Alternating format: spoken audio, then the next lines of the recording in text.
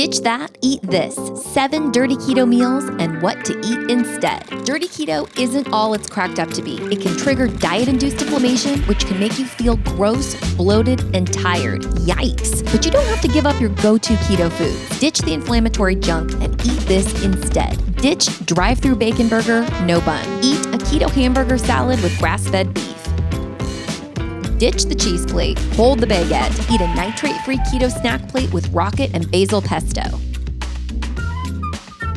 Ditch coffee with chemical-packed, sugar-free vanilla creamer. Eat creamy bulletproof coffee made with MCT oil and grass-fed butter. Ditch egg bites made with, quote, natural flavors and emulsifiers. Eat cauliflower and bacon-crusted quiche bites. Ditch gut-wrecking cheese crust pizza. Eat gluten-free pizza with cauliflower crust. Ditch packaged low-carb sandwich bread. Eat protein-packed keto collagen bread. Ditch inflammatory low-carb protein bars. Eat bulletproof collagen protein bars. Learn more at blog.bulletproof.com and subscribe to Bulletproof on YouTube today.